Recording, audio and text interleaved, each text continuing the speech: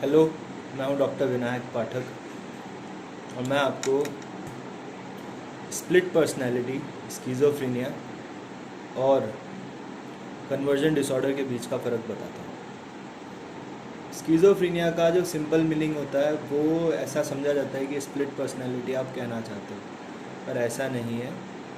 इसका जो पहला जो टर्म यूज़ होता था वो था डिमेंशिया प्रीकॉक्स, या अपनी पुरानी पर्सनैलिटी को भूल जाना।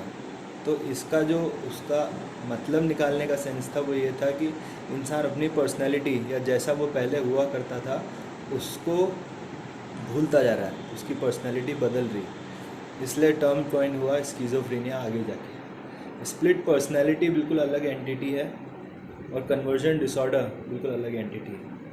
वो इसलिए, जैसे आप स्प्लिट पर्सनैलिटी की बात अगर करते हो तो स्प्लिट पर्सनैलिटी में ये होता है कि जैसा आपने देखा होगा कि बच्चों के इमेजिनरी फ्रेंड्स होते हैं, सबके बचपन में इमेजिनरी फ्रेंड्स हुआ करते थे।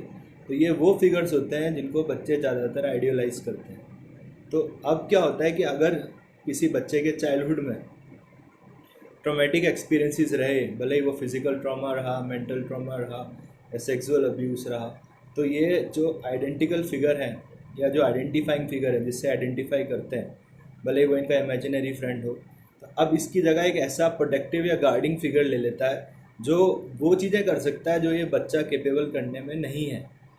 भले ही वो फिज़िकल स्ट्रेंथ हो, भले ही वो एंड्योरेंस हो, भले ही वो बिहेवियरल वेरिसेस हो जो उस बच्चे में नहीं है, भले ही वो बच्चा हो सकता है शाई हो, पर जो उसकी ऑल्टर्ड ईगो है या ऑल्टर्ड पर्सनैलिटी है वो बहुत आउटस्पोकन हो, बहुत आउटरीच्ड हो या बहुत अग्रेसिव हो, तो ये सारी चीज़ें इसमें हो सकती हैं।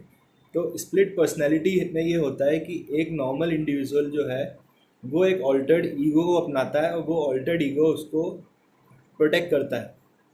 आम तौर पे ये होता है कि जब हम एंजाइटी में होते हैं और उस एंजाइटी में होते हैं तो हम उसी स्टेट की तरफ रिग्रेस करते हैं जो हमारे लिए सबसे ज़्यादा कंफर्टिंग थी।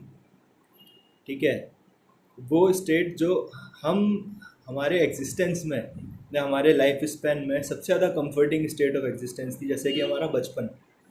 तो ज़्यादातर लोग जब एंजाइटी में होते हैं तो वो चीज़ें करते हैं जो वो बचपन में करते थे अपने आप को रिलीव करने के लिए, भले वो नाखून काटना हो गया, भले वो बच्चों की तरह आवाज़ें निकालना हो गया, या कई कई बार ऐसा होता है कि लोग स्टैमर करने लग जाते हैं। तो ये वो स्टेट ऑफ एग्जिस्टेंस है जो उनके बचपन में थी और जिन चीज़ों से ये थोड़ा एक सेंस ऑफ कंफर्ट गेन किया करते थे। तो ये जो फ़र्क है ये इससे पता चल जाता है कि कन्वर्जन डिसऑर्डर में इंसान रिग्रेस करता है, स्ट्रेसफुल सिचुएशन में या लाइफ स्ट्रेस आने में इंसान रिग्रेस करता है और रिग्रेस करके उस स्टेट ऑफ एग्जिस्टेंस की तरफ आ जाता है जहाँ पे उसको एक सेंस ऑफ कंफर्ट महसूस हुआ।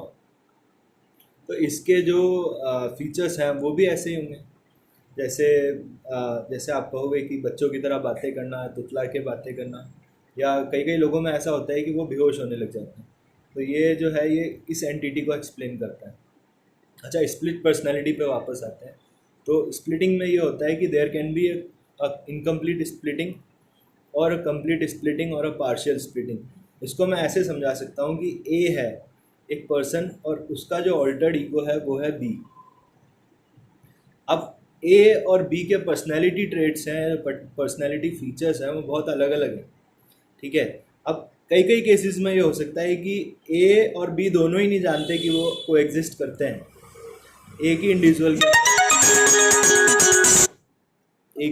के अंदर ए और बी एग्जिस्ट करते हैं, दोनों एक दूसरे की प्रेजेंस के बारे में किसी तरह की अवेयरनेस नहीं रखते, पहला। दूसरा ये होता है कि जो ऑल्टर्ड ईगो है या डेवलप्ड ईगो है वो ये बात जानता है कि ए एग्जिस्ट करता है, या बी जो है वो प्रोटेक्टिव फिगर है और वो ए को प्रोटेक्ट करने के लिए टेक ओवर करता है और वो जानता है कि ए एग्जिस्ट करता है। ठीक है, and the last would be कि दोनों ए और बी एक दूसरे की एग्जिस्टेंस के बारे में जानते हैं। ठीक है, अब इस तरह से ये भी हो सकता है कि मल्टीपल पर्सनैलिटीज़ एक इंसान के अंदर हो, और उसमें ये भी हो सकता है कि वो इंसान जो बेस पर्सनैलिटी है वो शायद इस चीज़ से अवेयर ही ना हो कि एक से ज़्यादा पर्सनैलिटीज़ उसके अंदर है, और जब वो टेक ओवर करते हैं, स्पेशली जब टेक ओवर का फिनोमिनन होता है, तो ए जो है वो दूसरे पर्सनैलिटी के टेक ओवर करने के बाद की मेमोरीज़ को मिस करता है। वन ऑफ द फिनोमिनन ये है। कि जो भी इवेंट्स हुए इसके बीच में वो इन चीज़ों की मेमोरी को मिस करता है।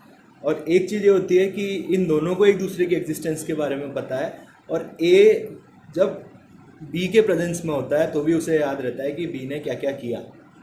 ठीक है, ज़्यादातर मल्टीपल स्प्लिटिंग्स में ये होता है कि एक कोई गार्जियन फिगर होता है, एक कोई प्रोटेक्टिव फिगर होता है, एक कोई केयरिंग फिगर होता है, एक कोई लविंग फिगर होता है। तो ये जो है ये फिनोमिनन स्प्लिट पर्सनैलिटी कहा जाता है। Thank you.